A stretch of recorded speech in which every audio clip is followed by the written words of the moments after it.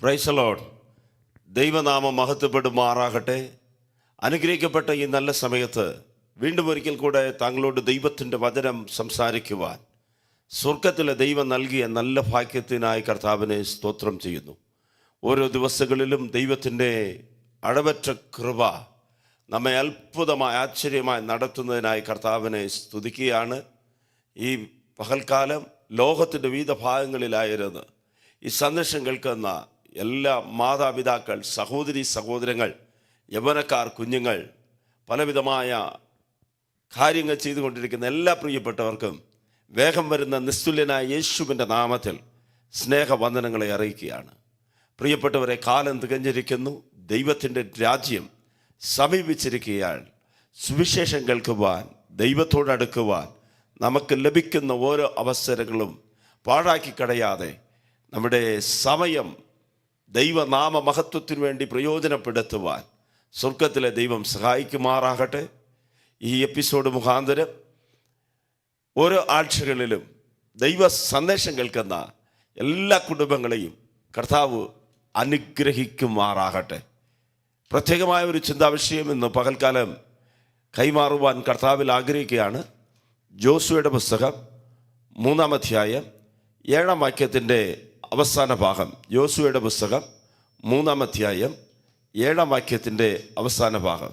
പിന്നെ യഹോവ യോശുവയോട്, ഞാൻ മോശയോട് കൂടി ഇരുന്നത് പോലെ നിന്നോട് കൂടിയും ഇരിക്കുമെന്ന് ഇസ്രായേൽ എല്ലാം അറിയേണ്ടതിന് ഞാൻ ഇന്ന് അവർ കാണുകെ നിന്നെ വലിയവനാക്കുവാൻ തുടങ്ങും. ഞാൻ ഇന്ന് അവർ കാണുകെ നിന്നെ വലിയവനാക്കുവാൻ തുടങ്ങും. മോശയുടെ ദാസനായ യോശുവ പെട്ടകം വിട്ട് പിരിയാതെ ദൈവത്തിൻ്റെ നിയമപ്പെട്ടകത്തോടടുത്ത് ജീവിക്കുന്ന ഒരു മനുഷ്യൻ. മോശയുടെ മരണശേഷം കർത്താവ് നൂനിൻ്റെ കുമാരനായ യോശുവയെ നോക്കി പറയുകയാണ്, ഇന്ന് ഞാൻ അവർ കാണുകെ നിന്നെ വലിയവനാക്കുവാൻ തുടങ്ങും. പ്രിയപ്പെട്ടവരെ, ഈ ലോകത്തിൽ മനുഷ്യർ വലിയവരായി മാറണമെന്ന് ആഗ്രഹിക്കുന്നു. പണത്തിൽ മിടുക്കന്മാരായി തീരണം, ജോലിയിൽ ഉയർച്ച പ്രാപിക്കണം, വിദ്യാഭ്യാസ മേഖലകളിൽ പഠനത്തിൽ ഉന്നത വിദ്യാഭ്യാസം നേടണം, സാമ്പത്തികത്തിൽ വളർച്ച പ്രാപിക്കണമെന്നെല്ലാം മനുഷ്യർ ദിനരാത്രങ്ങൾ അധ്വാനിച്ച് നെട്ടോട്ടം ഓടിക്കൊണ്ടിരിക്കുകയാണ്. എന്നാൽ ഇവിടെ ഒരു യൗവനക്കാരനെ നോക്കി കർത്താവ് പറയാണ്, നിന്നെ ഞാൻ വലിയവനാക്കുവാൻ പോകുന്നു.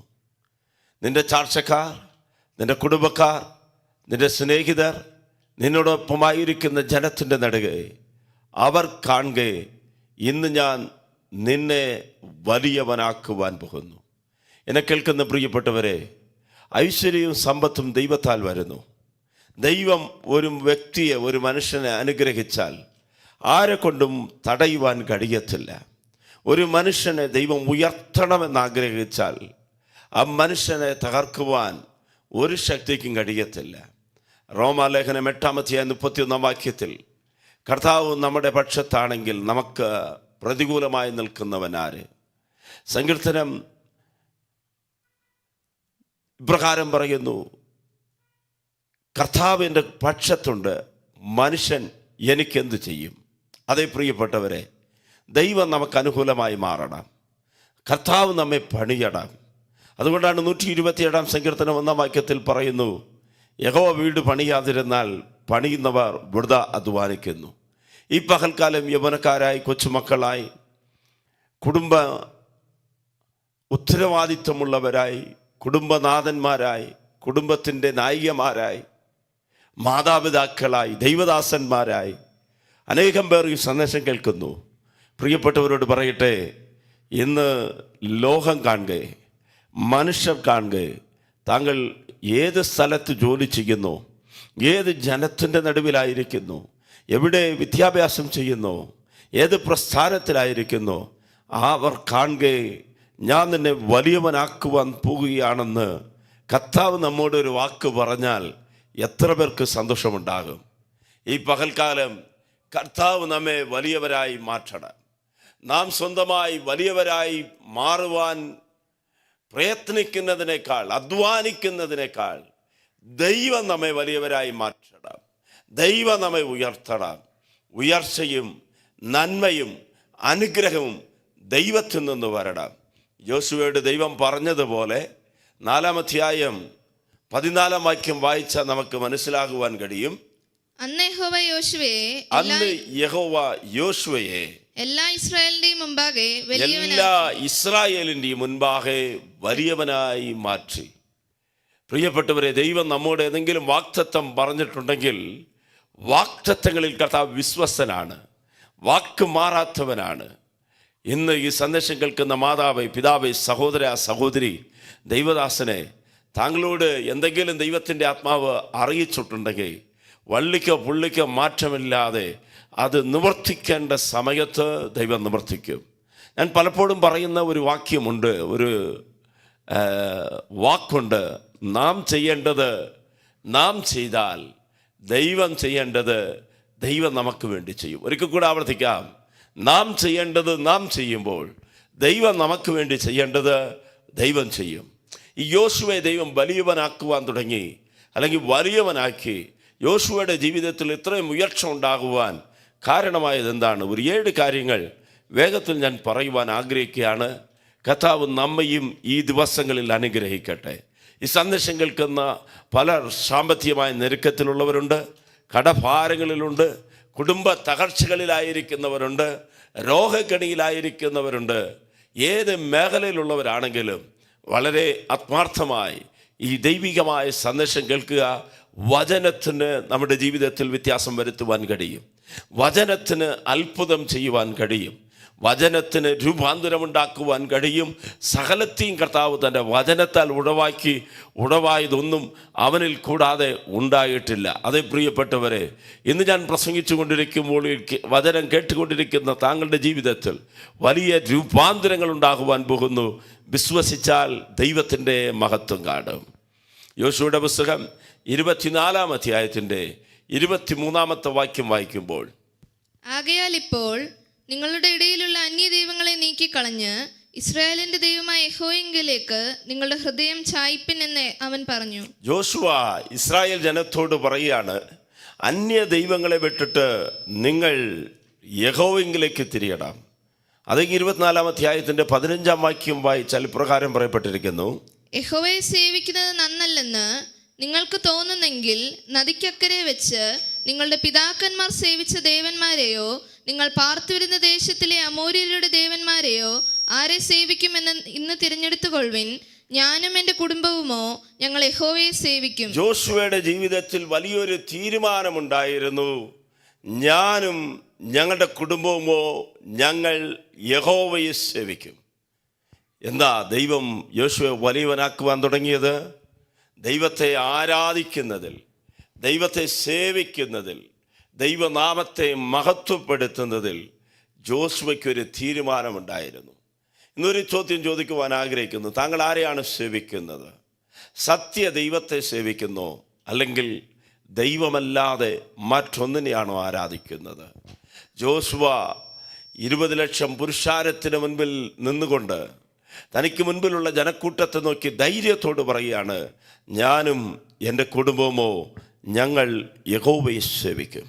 യഹോവയെ സേവിക്കുവാൻ തീരുമാനമെടുത്ത ആരെങ്കിലും ഉണ്ടെങ്കിൽ, യഹോവയെ സേവിക്കുന്നതിൽ ഉറപ്പുള്ളവരുണ്ടെങ്കിൽ, കർത്താവ് നിങ്ങളെ വലിയവരായി മാറ്റും. ആത്മിക ജീവിതത്തിൽ വലിയവരായി ഉയർത്തും. ഭൗതിക മേഖലകളിൽ ദൈവം ഉയർത്തും. ദാവീദ് പ്രകാരം പറഞ്ഞു, ഞാൻ ബാലനായിരുന്നു, വൃദ്ധനായി തീർന്നിരിക്കുന്നു. എന്നാൽ നീതിമാന്റെ സന്തതി അപ്പത്തിന് ഇരന്ന് തിരിയുന്നത് എൻ്റെ കണ്ണ് കണ്ടിട്ടില്ല. അതേ പ്രിയപ്പെട്ടവരെ, നീതിമാന്റെ സന്തതിയെ കൈവിടാത്തവര് ദൈവം. നാം ദൈവത്തെ സേവിക്കുന്നതിൽ വിശ്വസ്തന്മാരായി തീരുക. കർത്താവിനെ സേവിക്കുവാൻ ഒരു റൂത്തിനെ പോലെ കർത്താവിനെ പറ്റിപ്പിടിച്ചുകൊണ്ടാൽ കർത്താവ് നമ്മെ ഉയർത്തും. രണ്ടാമതായി യോശുവാവിൻ്റെ ജീവിതത്തിലുണ്ടായിരുന്ന ഈ പ്രത്യേകത, പുറപ്പാട് പുസ്തകം 17-ാം അധ്യായം 13-14 വാക്യങ്ങൾ. യോശുവ അമാലേക്കിനെയും അവന്റെ ജനത്തെയും വാളിന്റെ വായ്ത്തലയാൽ തോൽപ്പിച്ചു. യഹോവ മോശയോട്, നീ ഇത് ഓർമ്മയ്ക്കായിട്ട് ഒരു പുസ്തകത്തിൽ എഴുതി യോശുവയെ കേൾപ്പിക്ക. ഞാൻ അമാലേക്കിന്റെ ഓർമ്മ ആകാശത്തിന്റെ കീഴിൽ നിന്ന് അശേഷം മായ്ച്ചു കളയുമെന്ന് കൽപ്പിച്ചു. ജോഷുവയെ നോക്കി മോശ പറയുകയാണ്, ഇത് നീ ഒരു പുസ്തകത്തിൽ എഴുതുക. 3 കാര്യങ്ങൾ അവിടെ പറയുന്നു. 1 എഴുതണം, 2 വായിക്കണം, 3 കേൾക്കണം. ഈ 3 കാര്യവും ചെയ്യണം. എഴുതണം, വായിക്കണം, കേൾക്കണം, അവസാനമായി കേട്ടത് ഓർമ്മയിൽ കൊള്ളണം. അതേ, നമ്മുടെ പിതാക്കന്മാരുടെ ജീവിതത്തിൽ പല അത്ഭുതങ്ങളും അടയാളങ്ങളും ദൈവം ചെയ്തിട്ടുണ്ട്. അവരെ ഒന്നുമില്ലായ്മയിൽ നിന്ന് ദൈവം വിളിച്ചു വേർതിരിച്ച് നടത്തിയപ്പോൾ പ്രശംസിക്കുവാൻ ഒന്നുമില്ലായിരുന്നു.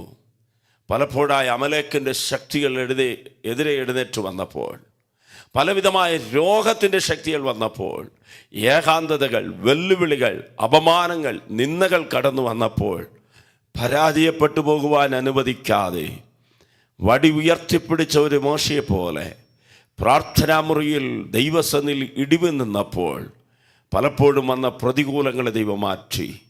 അതേ, സങ്കീർത്തനക്കാരൻ ഇപ്രകാരം തൻ്റെ ആത്മാവിനോട് പറയുകയാണ്, എൻ മനമേ യഹോവയെ വാഴ്ത്തുക, എൻ്റെ സർവാന്തരംഗമേ അവൻ്റെ വിശുദ്ധ നാമത്തെ വാഴ്ത്തുക. എൻ മനമേ യഹോവയെ വാഴ്ത്തുക, അവൻ ചെയ്ത ഉപകാരങ്ങളൊന്നും മറക്കരുത്. എന്നെ കേൾക്കുന്ന പ്രിയപ്പെട്ടവരോട് പറയട്ടെ, മാതാപിതാക്കളോട്, ദൈവം ചെയ്ത ഉപകാരങ്ങളെല്ലാം ഒരു പുസ്തകത്തിൽ എഴുതണം. എഴുതിയത് മക്കളെ കൊണ്ട് വായിപ്പിക്കണം. അവരോട് പറയണം, ഈ വായിച്ച് കേട്ടത് നിൻ്റെ ഓർമ്മയിൽ കരുതിക്കൊള്ളണം. അതെ, ഏകനായി യാക്കോബിനെ പോലെ വടിയും കോലുമായി കടന്നു വന്നപ്പോൾ അനുഗ്രഹിച്ച ദൈവം, വിദ്യാഭ്യാസമില്ലാതിരുന്നവരെ സമ്പന്നരായി മാറ്റിയ ദൈവം, ഒടുതുണിക്ക് മറുതുണിയില്ലാതിരുന്നവരെ സകലതും നൽകി അനുഗ്രഹിച്ച ദൈവം, അത് തലമുറകളോട് പറയുവാൻ ദൈവം നമ്മെ സഹായിക്കട്ടെ. ജോഷുവയെ ദൈവം വലിയവനാക്കുവാൻ തുടങ്ങിയതിൻ്റെ പുറകിൽ ഉദ്ദേശം, അല്ലെങ്കിൽ അതിൻ്റെ കാരണം എന്തെന്ന് പറഞ്ഞാൽ, മോശയോട് കൽപ്പിച്ചതൊക്കെയും യോശുവ ചെയ്തു.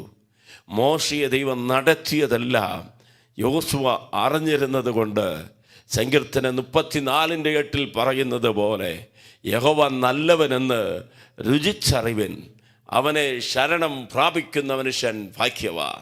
അതെ, യഹോവ നല്ലവനെന്ന് രുചിച്ചറിയുവാൻ ഓരോ ദിവസങ്ങളിലും ദൈവം നമ്മെ സഹായിക്കട്ടെ. അതെ, 1 ദൈവത്തെ സേവിക്കുന്നതിൽ ഉറപ്പുള്ളവനായിരിക്കുക. 2 ദൈവം ചെയ്ത ഉപകാരങ്ങളെ എഴുതുക, വായിക്കുക, അത് കേൾക്കുക, അടുത്ത തലമുറകൾക്ക് കൈമാറുക. ദൈവം നമ്മെ വലിയവരായി മാറ്റും. 3-ാമതായി പുറപ്പാട് പുസ്തകം 33-ാം അധ്യായം 11-ാമത്തെ വാക്യം. ഒരുത്തൻ തന്റെ സ്നേഹിതനോട് സംസാരിക്കുന്നത് പോലെ യഹോവ മോശയോട് അഭിമുഖമായി സംസാരിച്ചു. പിന്നെ അവൻ പാളയത്തിലേക്ക് മടങ്ങി വന്നു. അവന്റെ ശുശ്രൂഷക്കാരനായ നൂന്റെ പുത്രനായ യോശുവ എന്ന ബാല്യക്കാരനോ കൂടാരത്തെ വിട്ടുപിരിയ. അതെ, യോശുവ എന്ന ബാല്യക്കാരനെ കുറിച്ച് അവിടെ അടിവരയിട്ട് പറയുകയാണ്, അവൻ സമാഗമന കൂടാരം വിട്ട് പിരിയാതെ, ദൈവസന്നിധി വിട്ട് മാറാതെ ദൈവത്തോട് പറ്റിയിരുന്നു. എന്നെ കേൾക്കുന്ന പ്രിയപ്പെട്ടവരെ, ഇവിടെ അർത്ഥമുള്ള 2 സംഭവങ്ങളാണ് പറയുന്നത്. കർത്താവ് മോശയോട് മുഖമുഖമായി സംസാരിച്ചു കൊണ്ടിരിക്കുന്നു. എന്നാൽ യോശുവ തനിച്ചിരിക്കുകയാണ്. സംസാരിക്കുവാൻ അല്ലെങ്കിൽ തന്നോടൊപ്പം കാര്യങ്ങൾ പറയുവാൻ തിരക്കുവാൻ ആരുമില്ല. 40 ദിനരാത്രങ്ങൾ കർത്താവ് മോശയോട് സംസാരിച്ചപ്പോൾ 1 സെക്കൻഡ് പോലെ പോയി കാണും മോശയ്ക്ക്. എന്നാൽ യോശുവയ്ക്ക് സംസാരിക്കുവാൻ ആരുമില്ലാതെ ഒറ്റപ്പെട്ട് കിടന്നപ്പോൾ 40 വർഷം പോലെ അത് തോന്നിയിട്ടുണ്ടാകും. എന്നാലും കൂടാരം വിട്ടു പോകാതെ ദൈവസന്നിധിയിലിരുന്ന ഒരു യോശുവ. എന്നെ കേൾക്കുന്ന പ്രിയപ്പെട്ടവരോട് ഈ പകൽക്കാലം ചിലത് പറയുവാൻ എൻ്റെ ആത്മാവിൽ പരിശുദ്ധാത്മാവ് പ്രേരണ നൽകുകയാണ്. അവൻ ആഗാമിയ കൂടാരങ്ങളിൽ പാർക്കുന്ന 1000 ദിവസത്തെക്കാൾ ദൈവത്തിൻ്റെ ആലയത്തിൻ്റെ കാവൽക്കാരനായിരിക്കുന്നത് എനിക്ക് ഏറെ ഇഷ്ടമെന്ന് സങ്കീർത്തനക്കാരൻ പറയുന്നു. ആമേൻ. ഹെബ്രായ ലേഖനം 10:25 അപ്പോസ്തലൻ പ്രകാരം വിളിച്ചു പറഞ്ഞു, ചിലരെ ഉപേക്ഷയായി കരുതുന്നത് പോലെ സഭാ കൂടി വരവുകളെ നാം ഉപേക്ഷയായി കരുതരുത്. അതെ, ആലയം എന്തിനാണ്? ദൈവത്തെ ആരാധിക്കുവാനാണ്. ആലയം എന്തിനാണ്? പ്രാർത്ഥനയ്ക്ക് വേണ്ടിയാണ്. ആലയം എന്തിനു വേണ്ടിയാണ്? കൂട്ടായ്മ ആചരിപ്പാനാണ്. ആലയത്തിൽ വരുന്നത് ദൈവ സാന്നിധ്യം അനുഭവിക്കുവാൻ. ദൈവത്തോട് സംസാരിക്കുവാൻ, ദൈവം പറയുന്ന ആലോചനകൾ കേൾക്കുവാൻ ഇന്ന് പലരും ഓൺലൈനുകളിലും TV മാധ്യമങ്ങളിലും വീട്ടിലിരുന്ന് ആരാധന കൂടുന്നുണ്ട്. കിടപ്പ് രോഗികളാണെങ്കിൽ അങ്ങനെ ചെയ്യുന്നതിൽ തെറ്റില്ല. എന്നാൽ നടക്കുവാൻ കഴിവുണ്ടെങ്കിൽ, കൈകാലുകൾക്ക് ബലമുണ്ടെങ്കിൽ, ആരോഗ്യമുണ്ടെങ്കിൽ ഒരു സഭായോഗം പോലും നാം മുടക്കരുത്, ഉപേക്ഷയായി കരുതരുത്. ദൈവത്തിൻ്റെ ആലയത്തിൽ ചെന്നെത്തുന്നത് നമ്മുടെ ആഗ്രഹമായി തീരട്ടെ. ആലയത്തിൽ സമയത്തിന് മുൻപേ പോകുക, ആലയത്തിൽ സമയത്തിന് മുൻപേ ആരാധനയ്ക്ക് പോകണം. ആലയത്തിൽ ആരാധന കഴിഞ്ഞതിന് ശേഷം എല്ലാവരെയും കണ്ട് കൂട്ടായ്മ ആചരിച്ച് മടങ്ങി വരണം. ചിലരെ സമയം ലേറ്റായിട്ടാണ് ആലയത്തിൽ വരുന്നത്. ആലയത്തിൽ വന്നിട്ട് വേഗത്തിൽ പോകുകയാണ്. ആലയത്തിൽ പോയി ഏതോ ഒരു സ്വോത്രകാഴ്ച കിട്ടാൽ സംതൃപ്തി അടയുന്ന ഒരു ലോകത്തിലായിരിക്കുന്നു. ഒന്ന്, ആലയത്തിൽ പോകാൻ മടി കാണിക്കുന്നവർ, ഓൺലൈനിൽ മാത്രം മീറ്റിങ്ങിൽ കൂടുന്നവർ. രണ്ട്, ആലയത്തിൽ പോയാൽ പോലും സമയം ആലയത്തിൽ ദൈവനാമ മഹത്വത്തിനു വേണ്ടി, ആരാധനയ്ക്ക് വേണ്ടി ചെലവ് ചെയ്യാത്തവർ. എന്നാൽ യോശുവയെക്കുറിച്ച് പറയുകയാണ്, ആ 40 ദിനരാത്രങ്ങൾ മാത്രമല്ല, തൻ്റെ ജീവിതത്തിലെ ആയുസ്സിൽ ഒരു ഭൂരിപക്ഷ സമയവും യോശുവ ദൈവത്തിൻ്റെ ആലയത്തോട് ചേർന്ന് സമാഗമന കൂടാരത്തോട് പറ്റിയിരിക്കുവാനിടയായി. ആലയത്തിൽ ചെയ്യേണ്ട ശുശ്രൂഷകൾ ചെയ്തു, ആലയത്തിൽ ദൈവത്തെ ആരാധിച്ചു. എന്നെ കേൾക്കുന്ന പ്രിയ സഹോദര, യൗവനക്കാര, താങ്കൾ ചെല്ലുന്ന ആലയത്തിൽ എത്രയോ ശുശ്രൂഷകളുണ്ട്, എത്രയോ പണികളുണ്ട്. നാം അതിന് മുൻസ്ഥാനം കൊടുക്കണം. ദൈവത്തെ മാനിച്ചാൽ, ദൈവസഭയെ മാനിച്ചാൽ, ദൈവത്തിൻ്റെ വേല ചെയ്യുന്ന ശുശ്രൂഷക്കാരെ മാനിച്ചാൽ, ദൈവം നൽകിയ നന്മയെ ഹല്ലേലൂയ ദൈവം തന്നു എന്ന ചിന്തയോടുകൂടെ നന്മയുടെ പുറകിൽ പോകാതെ ദൈവത്തെ മാനിച്ച് ദൈവത്തിൻ്റെ പുറകെ പോയാൽ നന്മയും കരുണയും ആയുഷ്കാലമെല്ലാം അനുഗമിക്കും. എത്ര പേർക്കത് മനസ്സിലാക്കുവാൻ കഴിയുന്നു? യോശുവയുടെ ജീവിതത്തിൽ യോശുവ കർത്താവിനെ അനുഗമിക്കുന്നവനായിരുന്നു, കർത്താവിനോട് പറ്റി നിൽക്കുന്നവനായിരുന്നു. ആലയത്തെ ഉപേക്ഷയായി കരുതിയില്ല, സഭാ കൂട്ടായ്മകളെ, കൂടിവരവുകളെ ഉപേക്ഷയായി കരുതിയില്ല. പ്രിയ മാതാവേ, പിതാവേ, ദൈവം നമുക്ക് നൽകിയ ഒരു ഉത്തമ സ്ഥലമാണ്, അല്ലെങ്കിൽ സ്വർഗം ഇറങ്ങി വരുന്ന ദൈവത്തിൻ്റെ സാന്നിധ്യമുള്ള സ്ഥലമാണ് ദൈവത്തിൻ്റെ ആലയം. അത് തെറ്റിദ്ധരിക്കരുത്. ആലയത്തിൽ ചെന്നാൽ മാത്രമാണോ ദൈവം കേൾക്കുന്നതെന്ന്? ഇല്ല പ്രിയപ്പെട്ടവരെ. ദൈവവചനം പറയുന്നു മത്തായി 16:18, ഈ പാറമേ ഞാൻ എൻ്റെ സഭയെ പണിയും, പാതാള ഗോപുരങ്ങൾ അതിനെ ജയിക്കത്തില്ല. അപ്പോസ്തല പ്രവൃത്തി 19:20 വായിക്കുന്നു. അതെ, ഹല്ലേലൂയ, കർത്താവ് തൻ്റെ സ്വീയ രക്തം കൊണ്ട് സമ്പാദിച്ച സഭ. സഭ എന്ന് പറയുന്നത് മനുഷ്യൻ്റെ കണ്ടുപിടുത്തമല്ല. സഭ ഒരു സംഘടനയുടേത് അല്ല, സഭ ഒരു വ്യക്തിയുടേതല്ല, ഒരു കൂട്ടത്തിൻ്റെതല്ല. സഭ ദൈവത്തിൻ്റെതാണ്. ദൈവം വസിക്കുന്ന ആലയത്തിൽ ചെന്ന് ദൈവത്തെ ആരാധിക്കുക. നമ്മുടെ ഹൃദയം ദൈവത്തിൻ്റെ ആലയമാണ്. ഇവിടെ ദൈവം വസിക്കുന്നു. അതുകൊണ്ട് എൻ്റെ ഹൃദയത്തിൽ ദൈവമുണ്ടെന്ന് പറഞ്ഞ് കൂട്ടായ്മകളെ ഉപേക്ഷയായി കരുതരുത്. കൂടി വരണം. അപ്പോസ്തലന്മാരുടെ ഉപദേശങ്ങളിൽ കൂടി നിൽക്കുവാൻ, കൂടി വരുവാൻ കർത്താവ് ഈ കാലഘട്ടങ്ങളിൽ ദൈവജനത്തെ സഹായിക്കുമാറാകട്ടെ.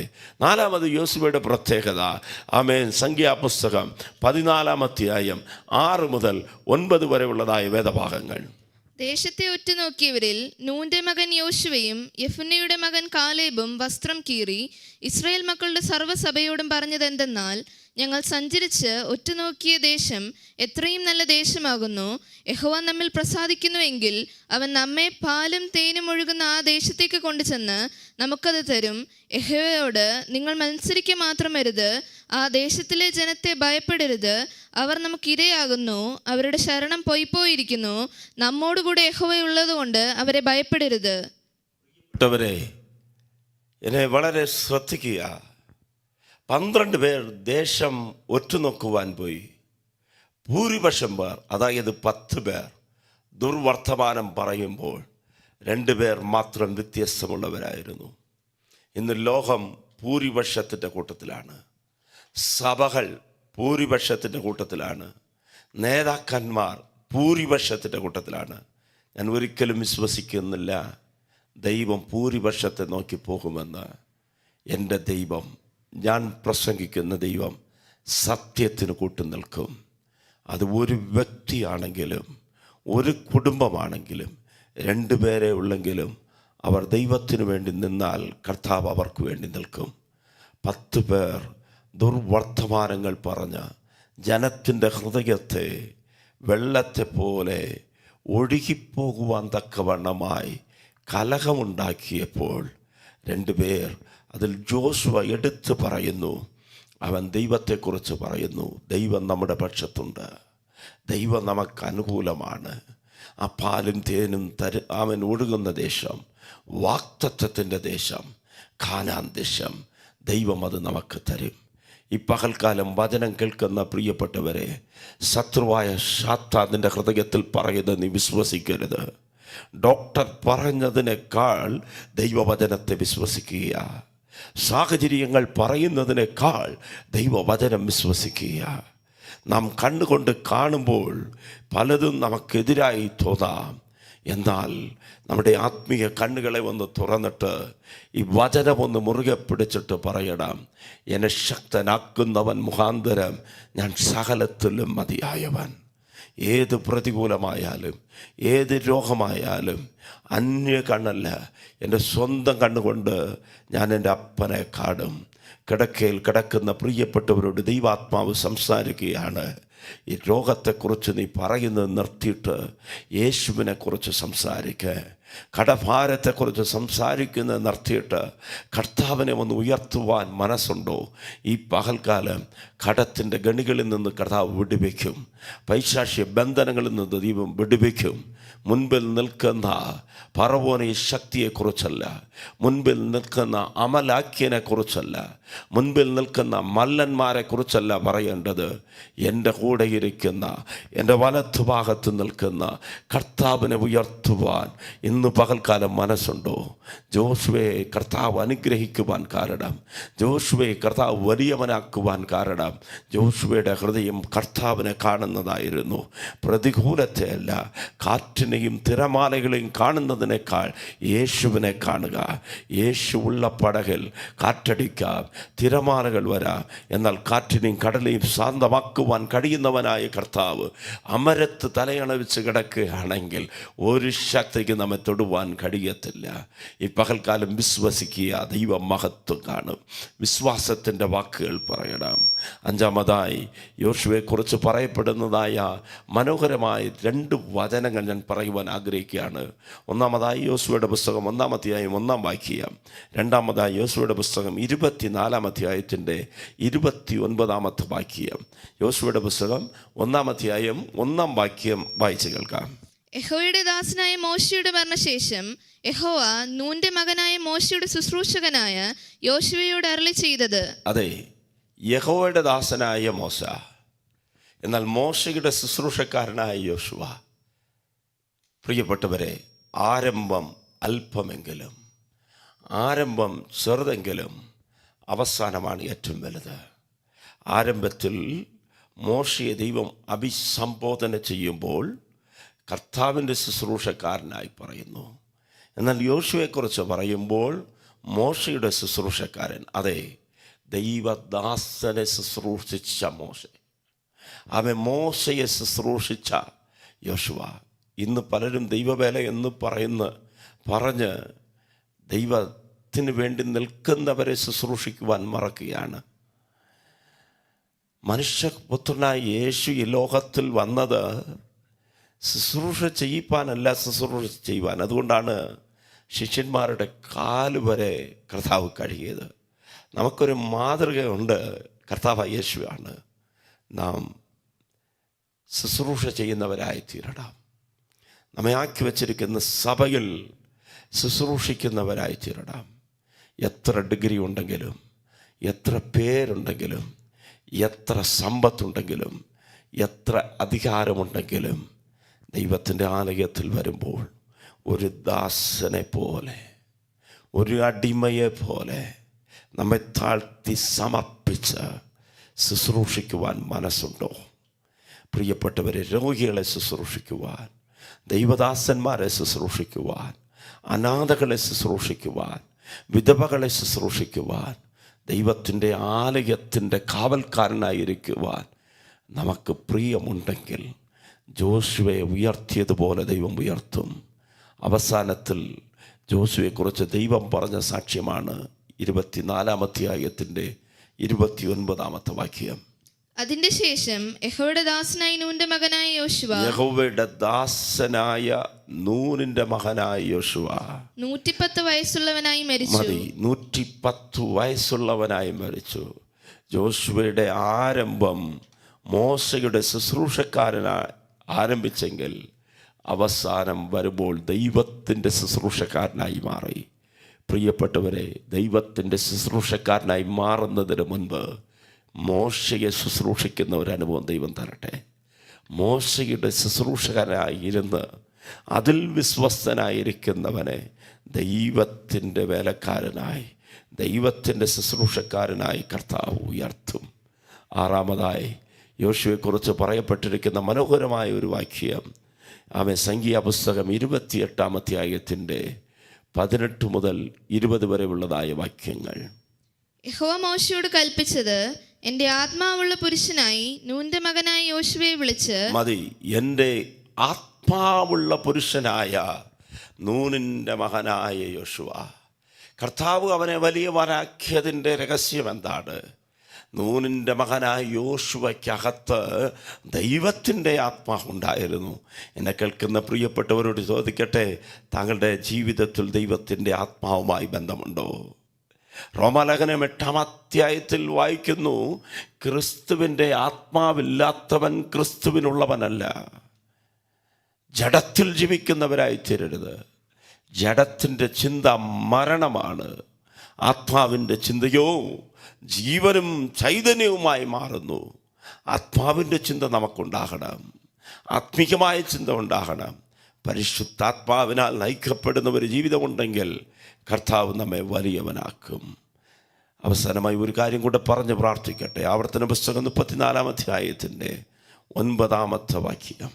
നൂന്റെ മകനായ യോശുവയെ മോശ കൈവച്ച് അനുഗ്രഹിച്ചിരുന്നത് കൊണ്ട്, നൂന്റെ മകനായ യോശുവയെ മോശ കൈവച്ച് അനുഗ്രഹിച്ചു. ഇന്ന് തടിയെടുത്തവനെല്ലാം ശുശ്രൂഷക്കാരായി മാറിയിരിക്കുന്ന ഒരു കാലം. ഇന്ന് അപ്പനെ അമ്മയെ ബഹുമാനിക്കാത്ത ഒരു തലമുറ, ആത്മീക നേതൃത്വത്തെ അവഗണിക്കുന്ന അവൻ കുരുത്തം കെട്ട ഒരു തലമുറ എന്ന് പറയല്ലേ. അവൻ ഗുരുവായ മോശയെ അനുഗമിച്ച ഒരു ശിഷ്യനായ യോശുവയെ കാലങ്ങൾ കഴിഞ്ഞപ്പോൾ, മരണസമയത്ത് വന്നപ്പോൾ, ആ ദൈവത്തിൻ്റെ അഭിഷിക്തനായ മോശ തൻ്റെ കൈവച്ച് യോശുവയെ അനുഗ്രഹിക്കുന്നു. പ്രിയപ്പെട്ടവരെ, കൈവയ്ക്കുന്നതെന്ന് പറയുന്നത് സാധാരണമായതല്ല. അതൊരു ഇമ്പാർട്ടേഷനാണ്, അതൊരു സ്ഥാനം നൽകുന്ന ശുശ്രൂഷയാണ്, അഭിഷേകത്തിൻ്റെ പകർച്ചയാണ്. ഏലിയാവിൽ നിന്ന് വീണ പുതപ്പ് ഏലിശയുടെ കയ്യിൽ വന്നതല്ല കാര്യം. ഏലിയാവിനെ ഏലിസ അനുഗമിച്ചു, അനുസരണമുള്ള ഒരു ശിഷ്യനായി തീർന്നു. അതുകൊണ്ടാണ് ഏലിയാവിൻ്റെ മേലിടുന്ന അഭിഷേകം ഏലിശയുടെ മേൽ ഇരട്ടിയായി വരുവാൻ കാരണമായത്.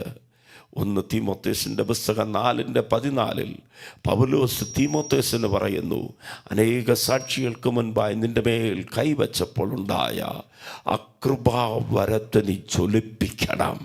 എന്നെ കേൾക്കുന്നവരോട് വേഗത്തിൽ പറയട്ടെ, ഇന്ന് അവർ കാണുക കർത്താവ് താങ്കളെ വലിയവനാക്കണം. താങ്കളുടെ ശുശ്രൂഷയിൽ വലിയവനായി ദൈവം മാറ്റണം. പരിശുദ്ധാത്മാവിൻ്റെ ശക്തിയാൽ തടസ്സങ്ങളെ മാറ്റി ദൈവം നമ്മെ ഉയർച്ചയിലേക്ക് കൊണ്ടുവരട്ടെ. കുടുംബത്തിൽ ഉയർത്തപ്പെടണം, സാക്ഷക്കാരുടെ നടുവിൽ ഉയർത്തപ്പെടണം, രാജ്യങ്ങളുടെ നടുവിൽ ഉയർത്തപ്പെടണം. അതിന് ഈ തിരുവെഴുത്തിൽ പറയപ്പെട്ടിരിക്കുന്നത് പോലെ ഒരു നൂന്റെ മകനായ യോശുവയ്ക്കകത്തുണ്ടായിരുന്ന സ്വഭാവങ്ങൾ, ദൈവത്തെ മുറുകെ പിടിച്ച് ദൈവത്തെ ആരാധിക്കുന്ന, അവൻ സത്യവചനത്തെ പിടിച്ചിരിക്കുന്ന, സമാഗമന കൂടാരം വിട്ട് പിരിയാതിരുന്ന, വിശ്വാസത്തിൻ്റെ വാക്കുകൾ പറഞ്ഞ, മോശയ്ക്ക് ശുശ്രൂഷ ചെയ്ത, അവൻ ആത്മാവിൻ്റെ അഭിഷേകം പ്രാപിച്ച, അവൻ തൻ്റെ നേതാവിനാൽ കൈവച്ച് ഇമ്പാർട്ടേഷൻ ചെയ്യപ്പെട്ട യോശുവയെ പോലെ ജീവിക്കാം. ദൈവം നമ്മെ അനുഗ്രഹിക്കുമാറാകട്ടെ. ഈ സന്ദേശം കേട്ട എല്ലാ പ്രിയപ്പെട്ടവരെയും സ്വർഗ്ഗത്തിലെ ദൈവം അനുഗ്രഹിക്കട്ടെ. തങ്ങളുടെ പ്രാർത്ഥനാ വിഷയങ്ങൾ ഏതുമാകട്ടെ വിളിച്ചു പറയുക. ഞങ്ങൾ കുടുംബമായി സഭയായി താങ്കൾക്ക് വേണ്ടി പ്രാർത്ഥിക്കുന്നു. സ്വർഗ്ഗത്തിലെ ദൈവം താങ്കളെ ധന്യമായി അനുഗ്രഹിക്കുമാറാകട്ടെ.